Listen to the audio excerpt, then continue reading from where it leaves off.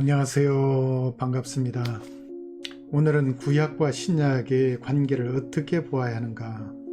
이 문제는 성경을 이해하는 데 대단히 중요한 이슈입니다. 그래서 오늘은 구약과 신약을 연결하는 8가지 연결 방식을 한눈에 볼 수 있도록 정리해 보았습니다. 구원 역사의 흐름도를 통해서 함께 보도록 하겠습니다. 구원 역사의 흐름도는 삼위일체 하나님께서 천지를 창조하신 이후에 아담과 하와의 타락이 인류 구속을 위해서 전개하신 구원 역사의 흐름도입니다. 그래서 하나님께서는 인류를 구원하시기 위해서 3가지 계시 방식으로 계시하셨습니다. 첫 번째는 그리스도 중심적 계시입니다. 이 빨간 선이 예수님에게 초점을 맞추고 있듯이 모든 구약의 계시는 예수님께 초점을 맞추고 있습니다. 아담과 하와가 타락한 직후에 하나님께서는 최초의 원시 복음을 통해서 장차 여자의 후손이 뱀의 머리를 깨뜨리라. 이것은 바로 예수님께서 사단의 머리를 십자가에서 깨뜨린 것을 예표하고 있습니다. 그리고 노아 홍수 사건 때 의인 노아를 구원하시고 또 노아와 언약을 맺으시고 제2의 창조를 이루신 그 역사는 하나님께서 예수 그리스도를 통해서 인류를 구원하시고 주님이 재림하시는 그때 믿는 의인들은 구원하시고 불신 영혼들은 지옥에 심판하실 최후의 심판에 대해서 이 노아의 사건을 통해서 보여주고 있습니다. 자, 하나님께서 아브라함을 부르시고 아브라함과 언약을 맺으신 다음에 땅과 자손과 복의 통로가 되리라는 축복을 해주셨는데 이 축복들은 바로 예수 그리스도를 통해서 하늘의 별과 같은 수많은 아브라함의 후손들이 생기고 그 다음에 예수 그리스도를 통해서 하나님의 통치하심이 온 세상에 퍼지고 예수님을 통해서 복음의 복을 천하 만민이 누리게 될 것을 예표적으로 또한 보여준 것입니다.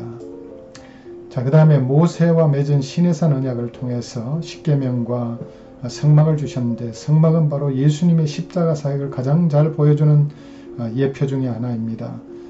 특별히 속죄제와 속건제를 통해서 피를 바치고 그 피를 통해서 인류를 구원하시고 죄악 가운데서 구원해 주실 것을 보인 사건이 바로 이 성막을 주신 사건입니다. 모세를 통해 주신 시내산 언약 가운데 계시된 것입니다. 그 다음에 다윗 언약은 다윗의 나라와 다윗의 후손이 영원히 왕위에 앉으리라고 하나님께서 약속해 주셨는데 사실 정치적으로는 다윗의 후손은 바빌론으로 포로 잡혀가면서 끊치게 되었습니다. 그렇지만 다윗에게 약속하신 다윗의 나라와 다윗의 왕위가 영원하라는 이 약속은 다윗의 후손으로 나신 예수 그리스도를 통해서 예수님이 세우신 하나님 나라는 영원하고 또 예수님은 다윗의 자손으로서 영원한 왕이 되셔서 지금까지 하나님 보좌 우편에서 다스리기 때문에 다윗의 후손으로 하신 왕이 영원히 다스린다는 것 같은 말씀은 온전히 성취된 것입니다. 그 다음에 선지자들의 예언들도 바로 메시아 중심, 예수님 중심으로 하고 있습니다. 그래서 이사야 같은 선지자는 예수님이 다윗의 후손으로 태어날 것을 또한 예언하고 있고 처녀 마리아를 통해 태어날 걸 예언하고 있고 또 우리의 죄를 위해서 대속적 죽음을 죽으실 것을 예언하고 있습니다. 또 예수님이 베들레헴 땅에서 태어나실 것을 미가 선지자는 구체적으로 예언하고 있고 등등 수많은 예언들을 선지자 시대에 와서는 구체적으로 얘기합니다. 그래서 구약의 중요한 언약들을 모두와 구약에 계시된 중요한 말씀들이 바로 예수님에게 초점을 맞추고 있기 때문에 성경에 계시는 그리스도 중심적인 계시입니다. 그래서 예수님은 너희가 성경을 상고하지만 이 성경이 바로 내게 대한 것이라 예수님 자신에 대한 것임을 밝히고 있듯이 성경은 그리스도 중심적으로 계시가 진행되고 있습니다. 그래서 그리스도 중심적 계시, 중요한 계시의 방식입니다. 그 다음에 점진적 계시입니다. 자, 아담에게 원시복음을 최초로 계시하셨을 때 여자의 후손이 뱀의 머리를 깨뜨릴 것은 굉장히 희미한 그림자처럼 보여주었습니다.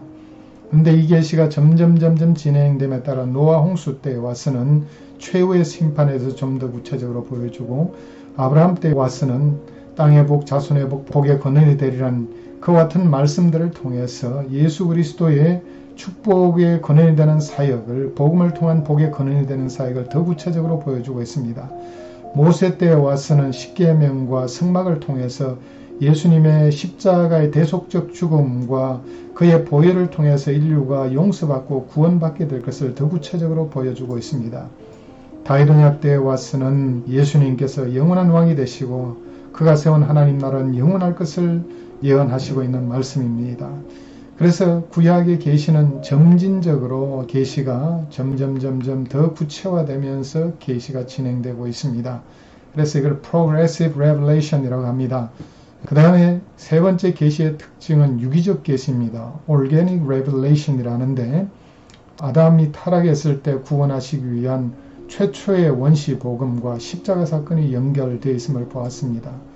또 노아의 홍수 사건 때 구원의 이미지는 최후의 심판 때 구원을 예표적으로 보여주고 있습니다.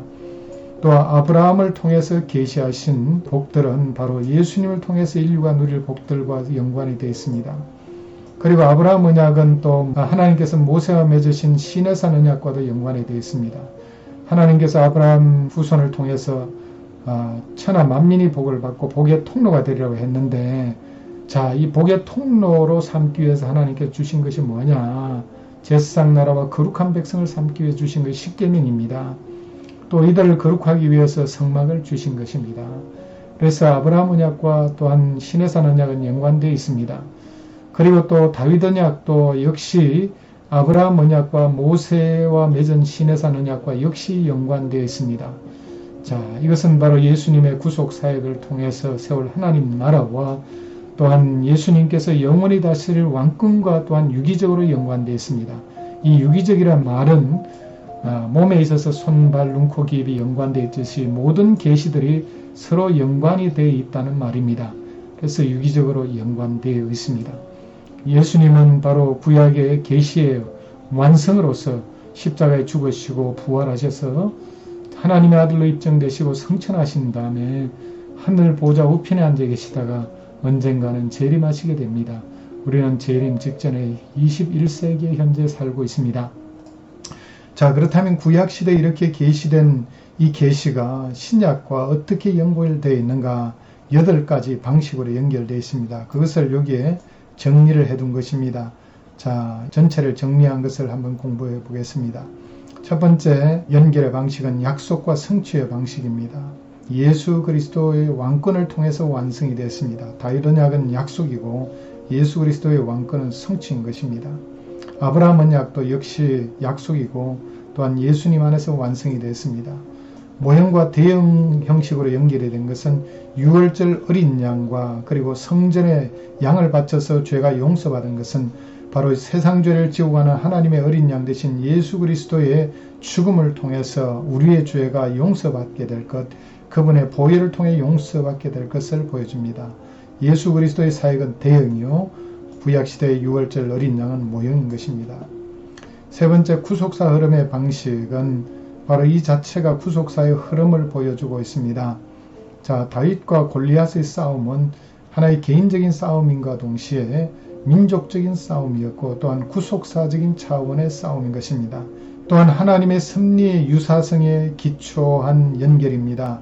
자, 광야에서 이스라엘 백성들이 당한 시험들, 원망하고 불평하고 우상 숭배하고 지도자에게 도전하고 간음죄를 짓고 한 이 모든 죄악된 모습들은 오늘날 성도들이 당하는 시험들과 매우 유사합니다. 그들이 당했던 시험들은 오늘날 우리도 당할 수 있는 시험들입니다. 그래서 이들의 시험들을 통해서 오늘날 우리에게 적용할 수 있는 시험들을 보게 되고 이런 시험들을 우리가 어떻게 지혜롭게 피해야 되는지 그 방법을 배울 수 있게 됩니다. 그 다음에 주제 연결의 방식입니다. 이는 구약의 주제와 신약의 주제가 서로 연결된 것입니다. 하나님의 통치, 구약시대나 신약시대도 동일하게 연결될 수 있습니다. 하나님의 섭리, 하나님의 언약, 하나님의 임재, 사랑, 은혜, 구속 등은 주제로 연결될 수 있는 중요한 주제들입니다. 이 외에도 여러 가지 주제가 있습니다만은 이런 주제들은 구약시대에 계시된 하나님의 여러 가지 계시의 방식들이 신약에도 그대로 연속되고 있음을 보여주고 있습니다.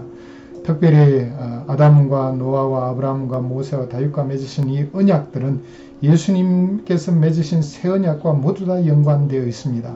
모두 신약의 주제로 연결된 그와 같은 방식들인 것입니다.